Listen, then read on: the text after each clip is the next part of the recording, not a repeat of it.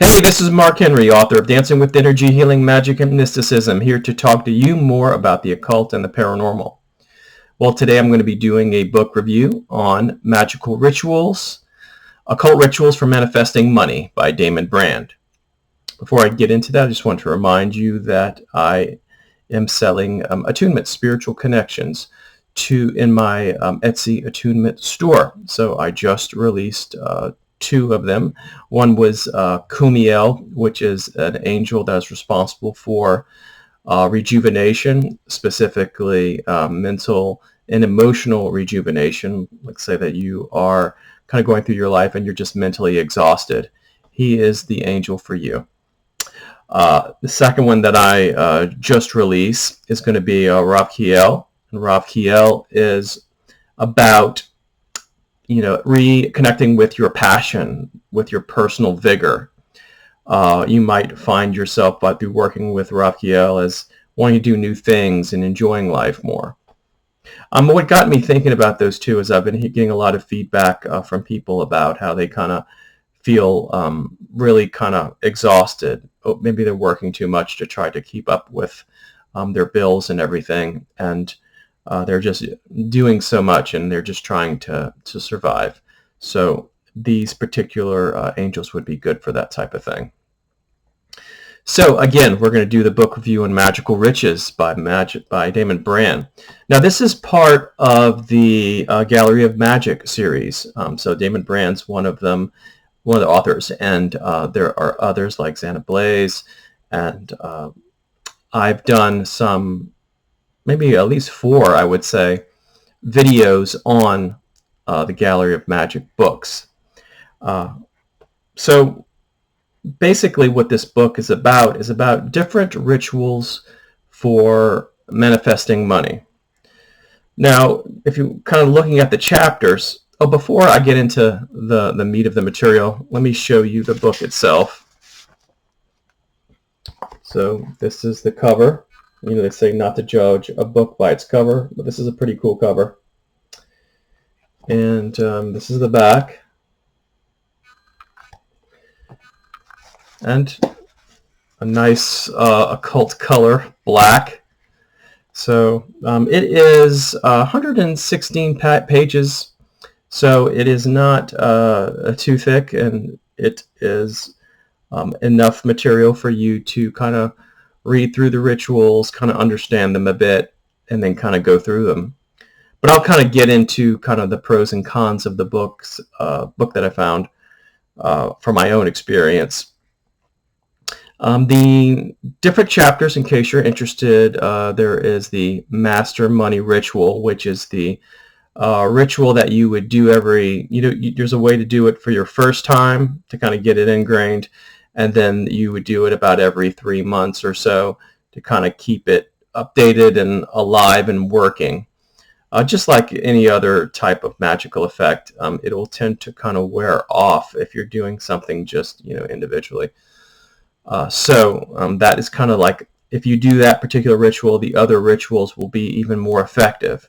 So the other rituals, as far as the chapters are concerned, would be things like getting somebody to pay up, chance money attraction, ritual for buying and selling, all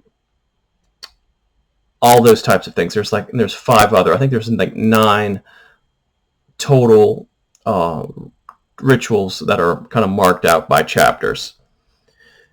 There's also several chapters that will talk about the psychology of money and the metaphysics of money. There are certain things, of course, that you probably already have known. They say not to lust for results. When you're doing money magic through manifestation, they'll say to not focus on lack, to not concentrate on what you don't have, that you are going to be mentally tuned into those vibrations and maybe miss opportunities. Some people will say that in that way that you may even attract negative experiences through that, because your mind is sorting for that.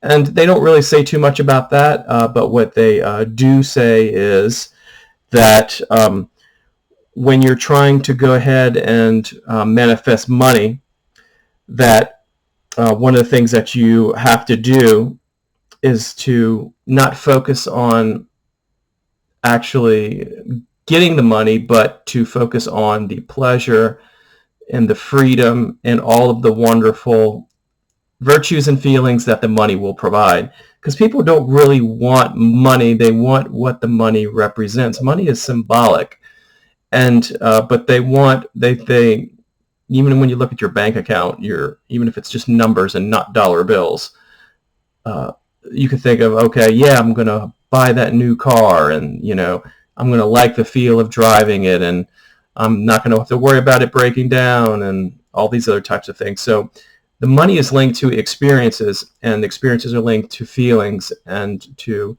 thoughts. So we would say that kind of, okay, bypass all of that and get to what it would give you. What would the money and the experiences give you?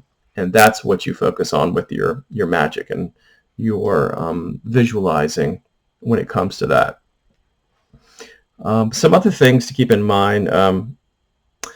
So look at this. What do the rituals entail? Is this going to be long, drawn out rituals with robes, complicated incense burners and oils, and all of these different types of things? And just like all the other Gallery of Magic books, the magic is real simple. It contains at least 4 different type of activities that you may be called on to do, depending on the ritual. One would be the chanting of some type of sacred names, maybe the names of an angel, like Metatron. I see his name in there, or it could be a genius spirit. They have that in those genius spirits that are contained in a lot of the other books. Next would be a visualization. Visualization they might ask you to imagine that you're in a field and you see a treasure, and you open the box and the light comes out, and it's part of, I guess, kind of like a minor path working that they are doing in some of these. And I don't see that happening too much, so you won't be doing too much visualizing, but I know at least one of the rituals it requires that. But one of the things that all of the rituals do is scanning, basically glancing over some Hebrew letters or some Enochian symbols, sigils, all that sort of thing. There's something that is a common theme through a lot of the Gallery of Magic books, including this one, that is emotional alchemy. So remember when I was saying how in money you do not focus on the lack or the problem too long, and don't lust for results. So with this, that what you're actually going to do, and this is contained in the master money ritual, is that you're going to start out with that sensation of lack, what it's like to not have what you want, not having the money or the finances or pay your bills or whatever. And then what you're going to do as when you start to go and scan the letters is that you're going to shift that into the enjoyment and the pleasure and everything that entails when you get what you want in the end. So that is how that is shifted. One is identifying the problem, so to speak. The next part is another part of the ritual where you're doing the scanning and you're shifting it to this is where I'm coming from, and this is what I want. And through the ritual, the spirits can kind of track, okay, so this is the feeling that he wants, and this is what the experience that the money will bring him. So let's bring that.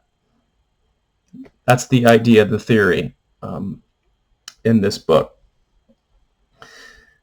And those are the 4 things. It's nothing complicated.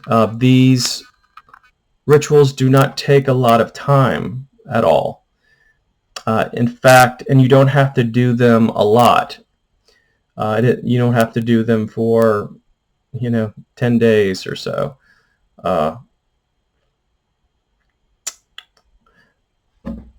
I know that at least three days for some of the rituals.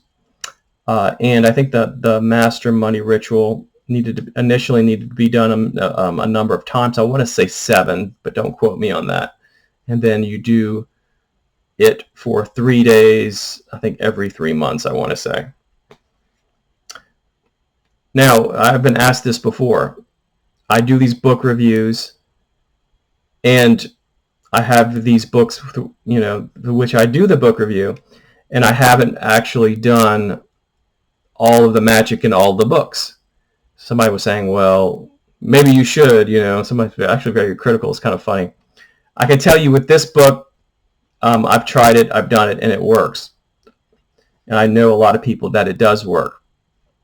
But I'm not going to, if you knew how many books I have, and now you're saying, okay, so you must do all the magic in all the books, that would be impossible. So, but I could say with this book, I have done it, and I have gotten some pleasant results.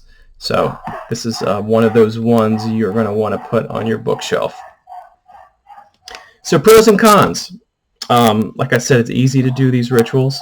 They would only take a couple minutes at most.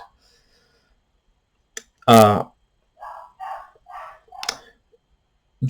this is a criticism. This is a kind of a con, I would say, is that, and it's not a con for me, but some people will say, okay, so you're talking about, you have these rituals, you're explaining the rituals briefly, but you're not really going into detail about who these spirits are that you're working with.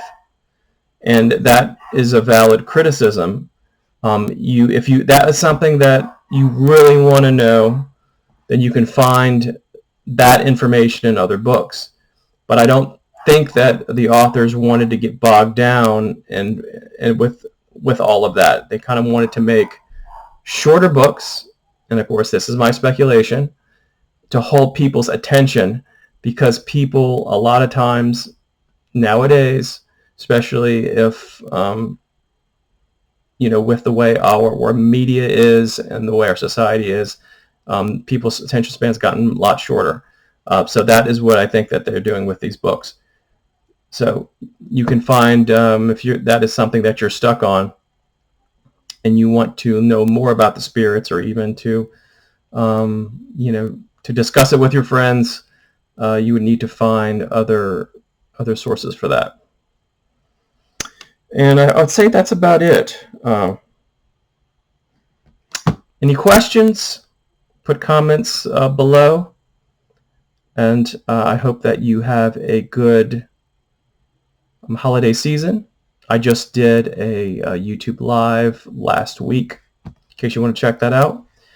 And I'll put a link in the description for the attunement to those angels, the bottom. All right, I'll talk to you later. Please subscribe and like. Bye-bye.